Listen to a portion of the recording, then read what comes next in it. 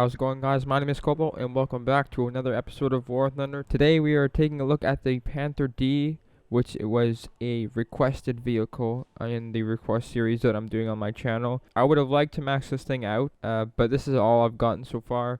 I really don't think these will make too much of a performance difference.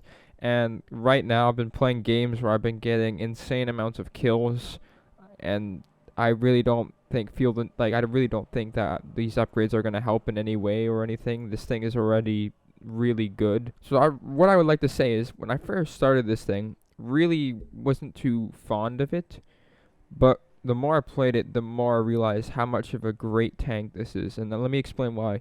Because this sloped armor right here, although it isn't very thick, it's only about 115 millimeters. From long range or something like that, like, it's very few tanks are actually capable of penetrating this. Just even the slopeness of it, like most of the shots that I've seen either don't go in and they can bounce off and stuff like that. The sides, back, everywhere else, I'm not so sure of. So basically, the only thing you have to worry about is just basically the turret here, because this is pretty much the easiest place to get penetrated. And once that's done, everyone in the turret's usually dead, or you have to repair it or anything. So basically, like, how I see it is, like, the chassis of this thing is actually kind of invincible if you're going like straight on. And the gun too, even though it's a 75 millimeter, it has a very high amount of penetration. So let me see right here, the highest is 187, so it pretty much can penetrate anything. And I've been mostly using this thing as a flanker and a sniper as well. It really suits that role. And when I first played this thing, it wasn't actually, I was getting pretty frustrated because it was kind of slow. But the more, like, engine modifications you get for this thing, the better it is. And even this added armor right here, this is new, completely. I think it's new. I haven't seen it before.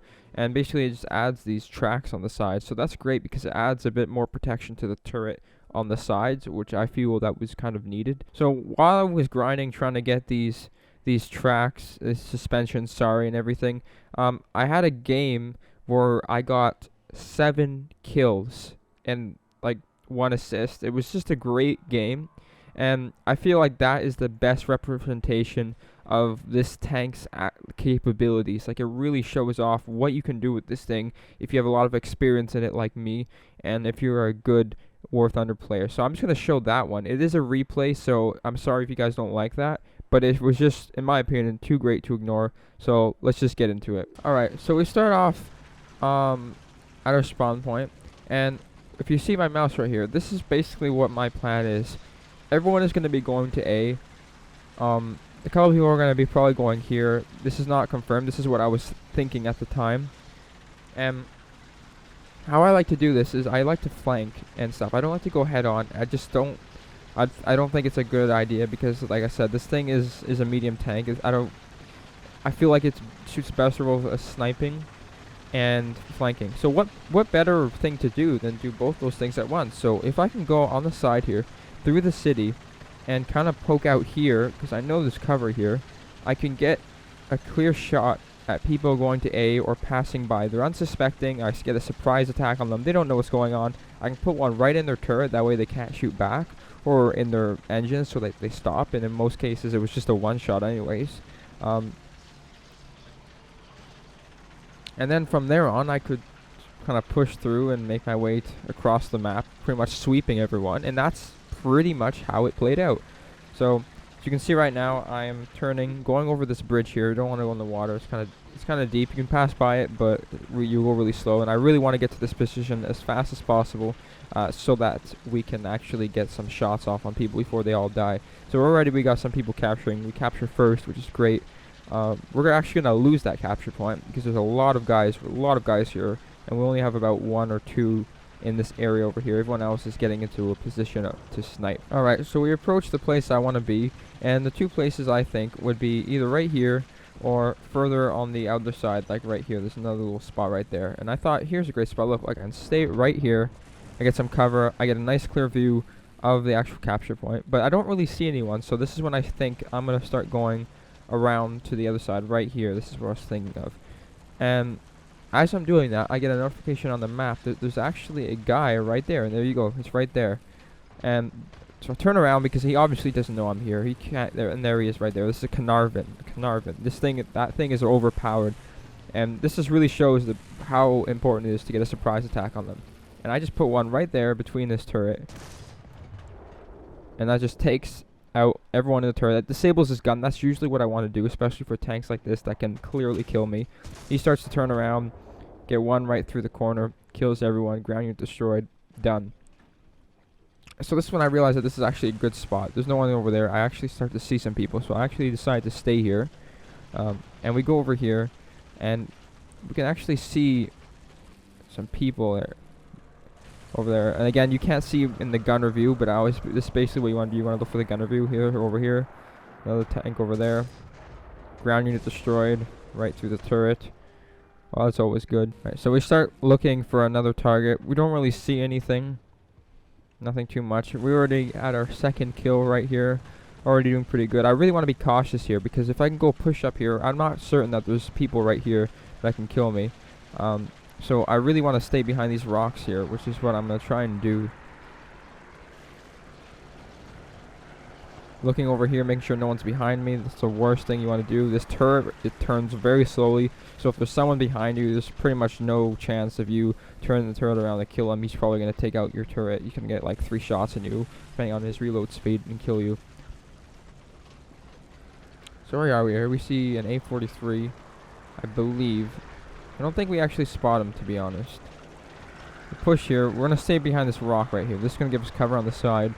And we're going to sit here and we're going to be able to snipe, because they're not expecting me to be here. There's nobody on this side. They're all trying to push away. So we got here. Get a shot off on him and his engine. He's on fire. We're actually going to get assist here. There. He's dead. Next thing over there is an IS-1, I believe. Nice shot into him. Take out his turret and put one more round in him, and he's pretty much done. And this is our 3rd kill. Nice shots. This gun is very powerful, like I said. Even though it's only a 75mm, it is very powerful. And I believe the next Panther, the Panther A, I think, is pretty much the same thing as this, but with more horsepower. I believe it's 100 horsepower more than this. And it has, I think, the APCR. So if you can't penetrate anything, that you're definitely guaranteed to penetrate with APCR. So no one's really coming there. I'm going to head towards here. Just take a quick look, see if there's anyone over there. Can maybe get a couple more kills. Show up here. IS-2 right there. I don't know if he sees me, but we're going to shoot him anyways. And that's just ground unit destroyed again. That's our 4th kill so far. We're searching. Pretty much no one else is there. We're already capturing A. So we're going to turn around and see what else we can get. And as this happened, we see shots flying over here. Shots exchanging fire. And we don't. I can't see anything. There's nothing there. I go here. Don't see anything. It's actually M4A, or whatever that tank's called over there. The heavy Sherman, Super Sherman. I forgot what it's called. Sorry, but there's also no one else there. So this is when we start to head towards that area, because we know there's a guy somewhere behind those rocks. And basically he's not going to expect us to show up behind him and shoot him in the back or anything. Nothing like that. We also see some AA, so that trying to look for that. Just make sure no one's there. We really want to be safe. The best thing I recommend for this thing is not to really rush it. You really want to be cautious and try to survive rather than get more kills. I always find that that's the best really approach to doing this, because you really want to get into a better position and stuff. This position and surprise attack and everything for this thing is pretty much the key for it.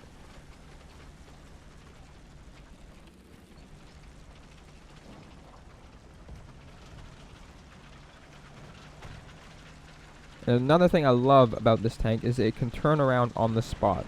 So it has one track going one way and the other way, and you can basically just turn around the spot, like I said. So it's very maneuverable in that sense. It's fast. It accelerates pretty good once you have some of the upgrades in. Again, we're going to see some bit of lag here. Sorry about that. Heading up here. Just making sure, again, we're being very cautious, making sure there's nobody here. And now we're going to push up to this hill here and see our friend here, the M4A2 or E2. Again, I could have just looked here. Wow. Our friend, the M4A E2 76mm. He can probably kill us. Maybe not from the turret. He can kill us definitely through the turret, and he doesn't see us at all. So we're just gonna put one right in this turret. And ground unit destroyed. Again, I always try and aim for the side of the turret. like, just to get rid of the gun. And we can see a KV2 just wandering around past there. We don't actually see him, and he doesn't even see us. He could have killed us, and I'm going to show you when he actually has the opportunity to kill us, but he doesn't see us. So now we're actually pushing into their spawn area, and this is a bad place to be, in my opinion. Number one is kind of not fair because you're spawn killing them, and number two is when they spawn in, they have like a certain amount of time of like they can't die. So there you go. We got this guy right. We're gonna take a shot at him. We shoot him, take out his commander. He gets kind of scared and he backs off. We're not gonna see him again after that. We're just gonna sit here and wait for him to kind of pop up because this guy could definitely kill us. We don't want him to get away. And this too right here. And this is when we start getting shots from the back, and I have no idea what this is. I'm not sure why. I can't really turn around in this view. I'm not really sure. Again, I'm not really good with the view things, and I just kind of messed it up. So if we keep looking here, I believe a KV2 pops up from behind us at some point. And there he is right there, I think. So he's dead. But when we got shot, I looked behind me. All I saw was this KV2 going right around here. And I'm assuming that Tiger 2 kind of scared him away. And here we go. We got our friend here. This is the guy that we originally went after. And I'm not too worried about him. I'm actually worried he was going to take out all my crew and suspension. Right now, he's just taking out my tracks. Meanwhile, this M4A3 over there, sorry, is still there. Damaged our engine. We got one track back. He's just going to destroy it again. Try and shoot him a little bit. Really don't want to move the turret again. I don't know this guy's dead until now. Now we got both our tracks. Everything's repaired. And now this guy is pretty much dead because we're just going to put one right in his back and destroyed. So again, the reason why I'm just staying here and I was like kind of ignoring him is because my turret speed is not fast. And I know that there's a guy right here. And I really don't want to let him shoot me because he can really kill me. So he's just hiding there. Missed that M19, sorry. I really got to get these American names down. And we're moving through the spawn. And we're sitting at 6 kills, 2 assists. Not too bad. And we see a guy on the map right here, a tank destroyer. So this is where we're going to head. Let's try and head up here, thinking he's up here. He's actually not. This is a ZIS 30 right there. And we can barely see him through these bushes right there. But we still put one shot. We don't even scope in. We just shoot him. And it goes right through the back and ammo racks him. And this is when we go up here. We got 7 kills so far. 2 assists. Heading up this mountain here. And this is pretty much a game for us. Like there's pretty much no one else alive on the map. There's only 3 people. One of them is in a little flak truck, which is, I believe, is what we're hearing here. And those things are actually kind of derpy because they kind of run around and shoot everyone. There he is right there. He's just driving around. He doesn't even care. We actually try and kill him, actually. We get a couple of shots on them, but again, they're so light armored, the shots just go right through and they don't really do much. You really want to get them right up from the front or back. So we just sit here until we see him. We got this plane in the air.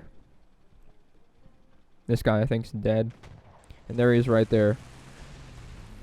And he's just driving up here. He doesn't care. Try and shoot. I got a shot on him again. It just goes right through. It doesn't really do anything. Hit him, get a couple shots on him with the machine gun, and at that point he's pretty much done. There it is. That's our 3rd assist, and that's pretty much game. So as you can see right here, we sit at 2,022 points, 7 kills and 3 assists. An overall amazing game. We had some close calls, but we just survived and pushed through. So I'm just going to give a brief thought thing about this tank. I did explain a lot of it during the actual video, and I don't want to really repeat myself, but there's one thing I kind of forgot to mention.